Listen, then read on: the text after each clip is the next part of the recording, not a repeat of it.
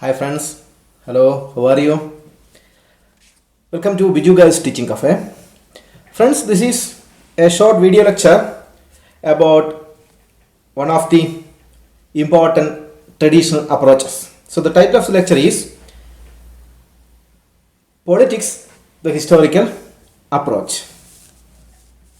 So what is historical approach? I may tell you. Friends, before telling you the meaning of historical approach, let me introduce you an interesting story about Richard Dawkins. Friends, a British ethologist, an evolutionary biologist and author, Richard Dawkins worked as Emeritus Fellow of New College, Oxford University, and he had some interesting observations about human nature. He studied human nature by drawing data from historical sources of the Western philosophy. He drawn sources from ancient Greek thinkers and their ideas about human nature. He had drawn data from the writings of early modern thinkers, and also he had drawn data from Western philosophy and the ideas such as the original sin or the ancestral sin. So he found that Western philosophy from the ancient world to the early modern Enlightenment era, there was a dominant and predominant understanding about human nature that man is fallible, corrupt and bad. His nature is not that good, and by nature human is something that they cannot be trusted, their character is inward looking. So these kinds of ideas about human nature dominated in the Western philosophy. So Dawkins invited our attention to a very interesting dimension of this idea, that he also believed that human nature is not that good. So Dawkins invited us to another point of in that direction of thought. He studied Darwin and his book The Origin of Species, and he was very much interested in the idea of evolutionary biology. So Dawkins calls for attention to the biological root of human nature.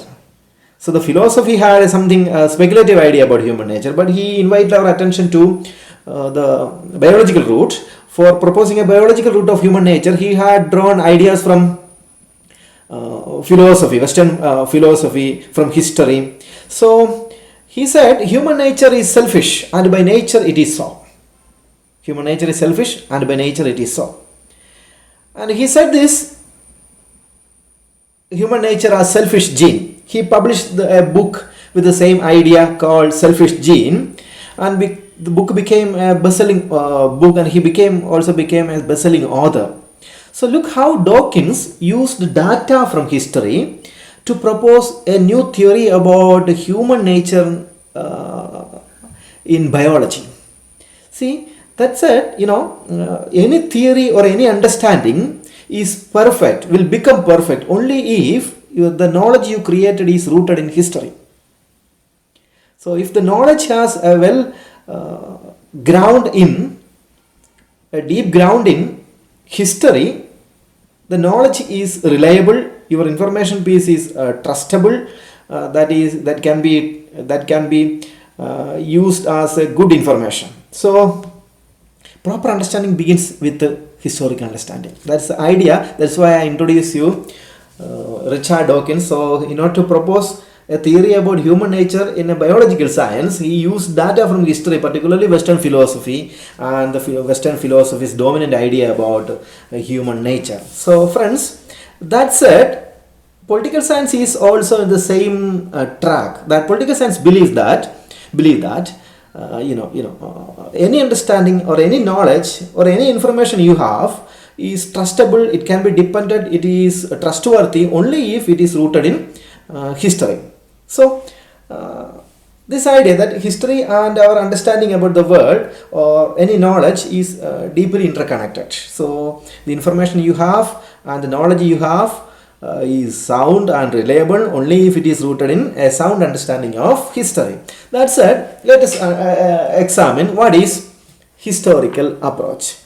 So historical approach refers to drawing data from the archives, historical documents, biographies, memoirs of great personalities, and other sources of history in order to interpret current political events.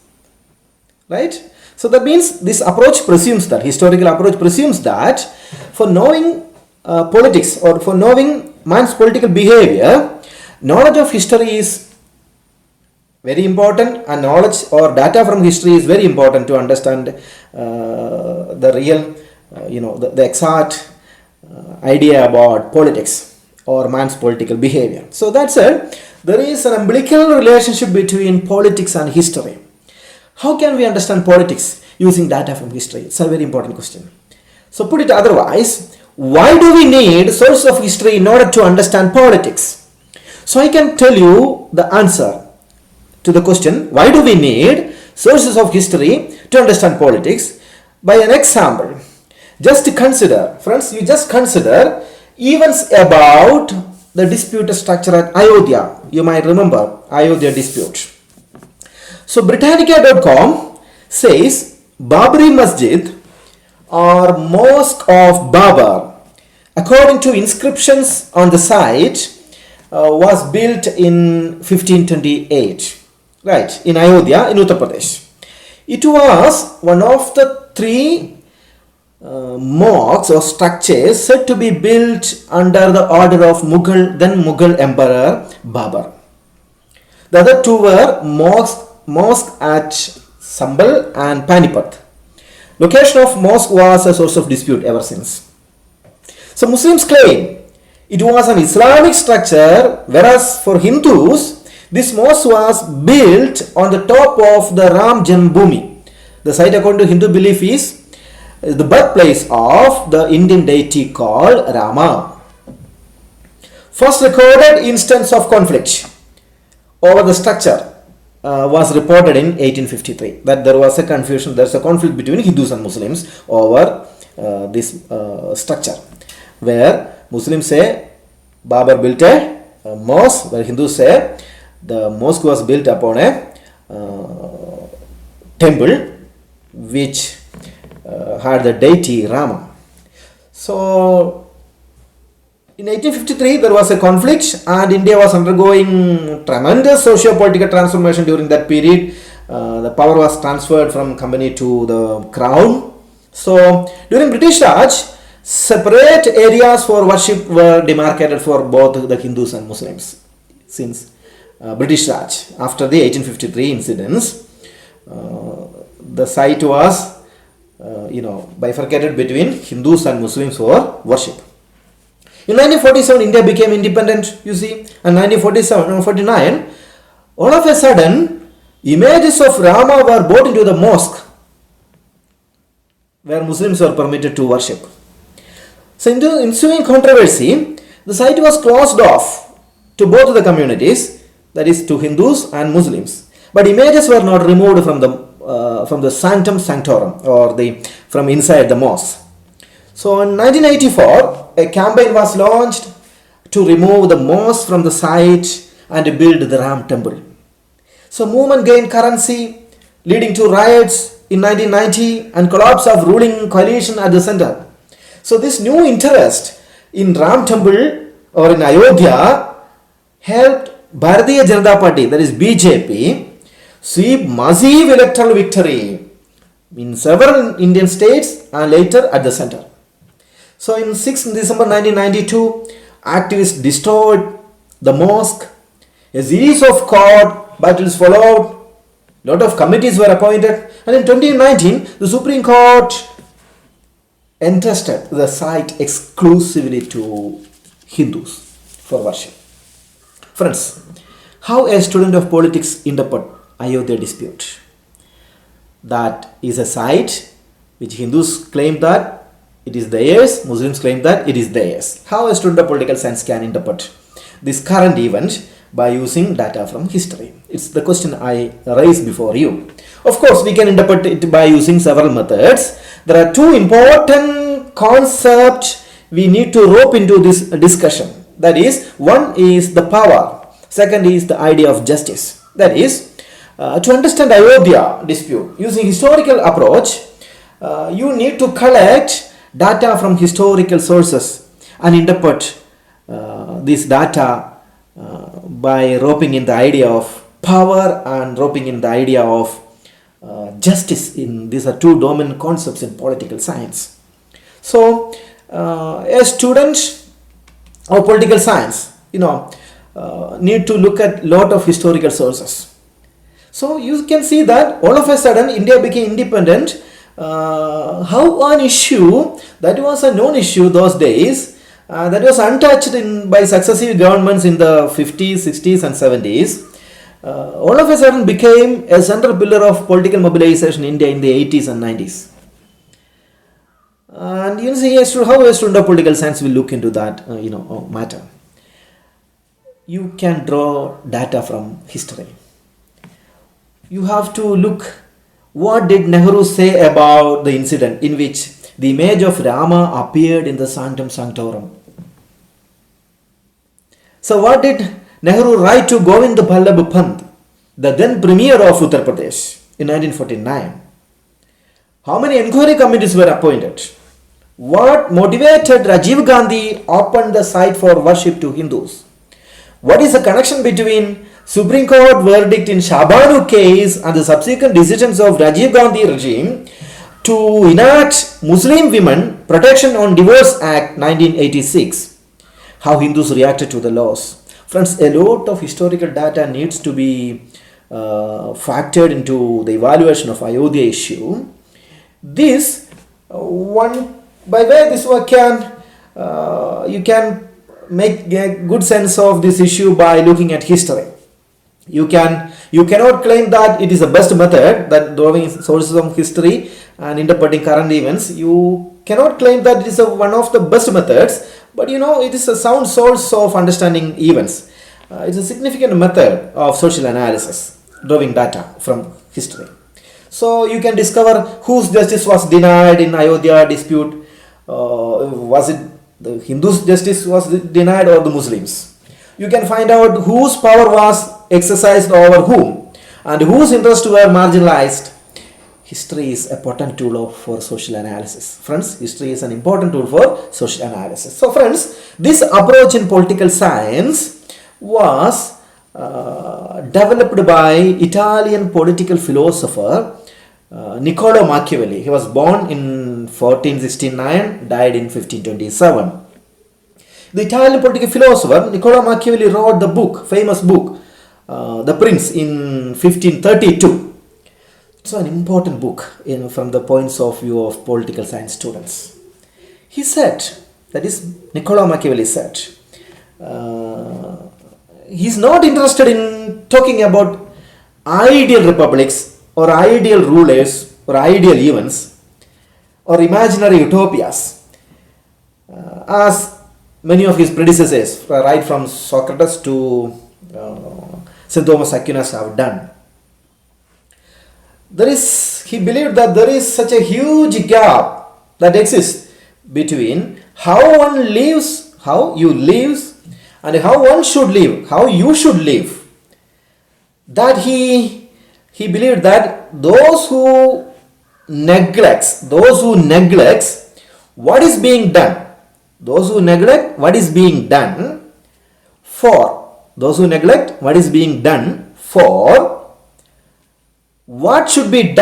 what should be done is the one who will learn his destruction, who will face destruction of his own life or his own interest, rather than preserving himself.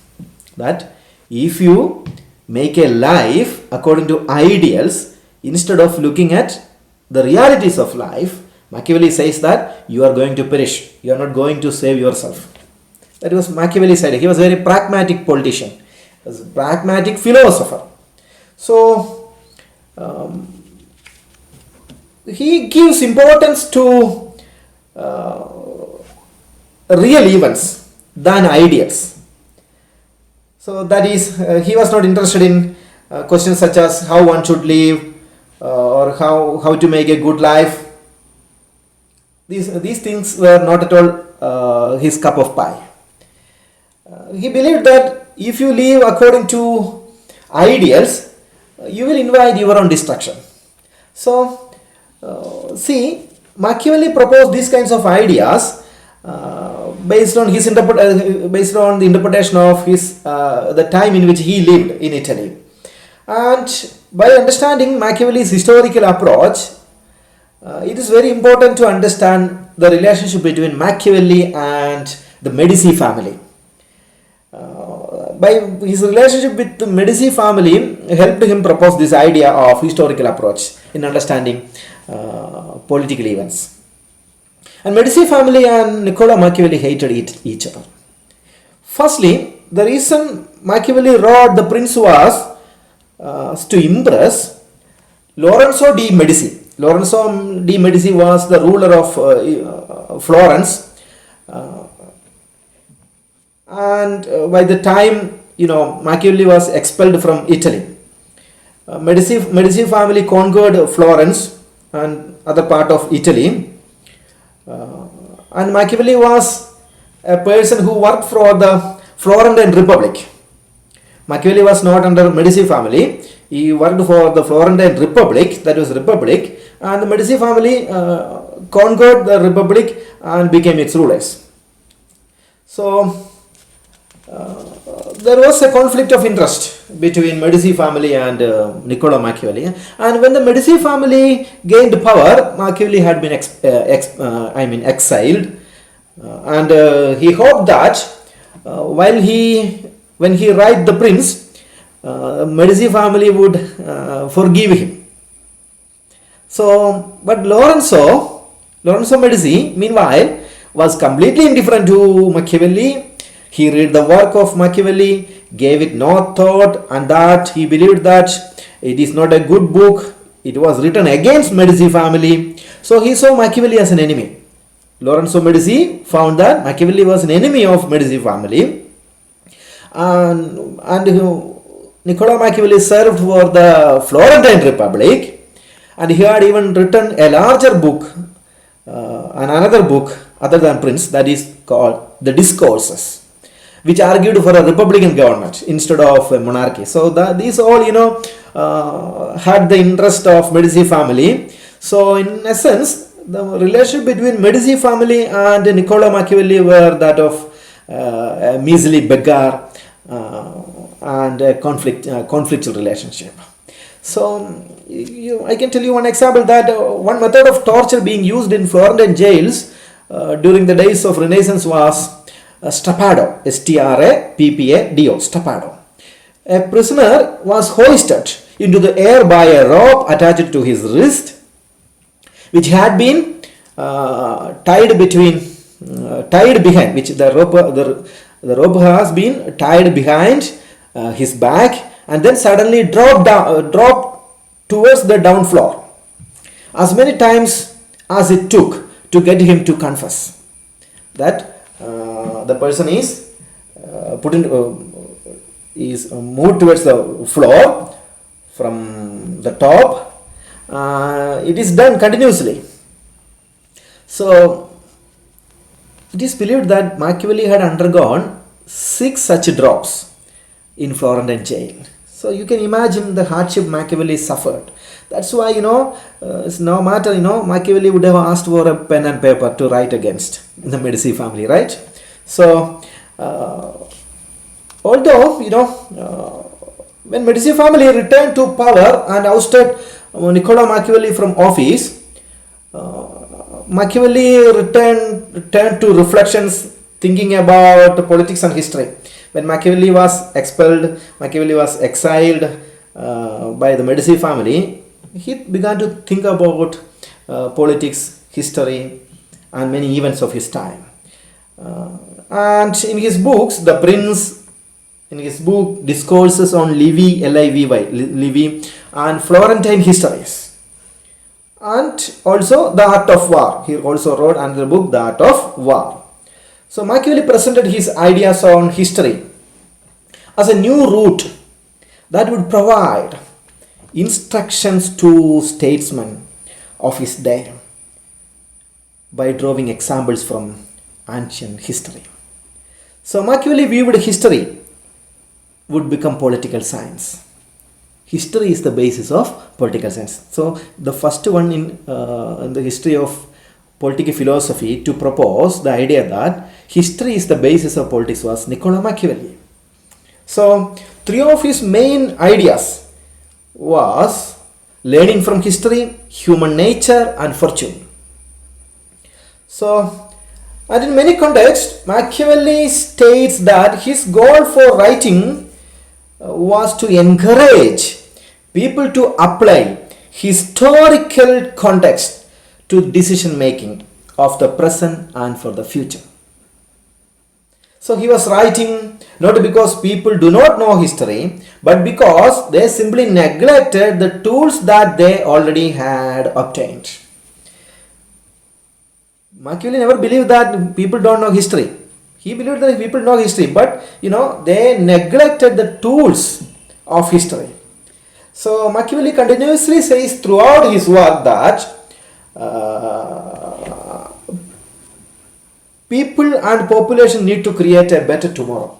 People and population need to create a better tomorrow. For that, knowledge of history is very important. So by creating and structuring the means necessary to what history has given us, that you should not take the past lightly. You should not take past lightly. You research on the past, you analyze the past and structure a plan. That is what Machiavelli believes. So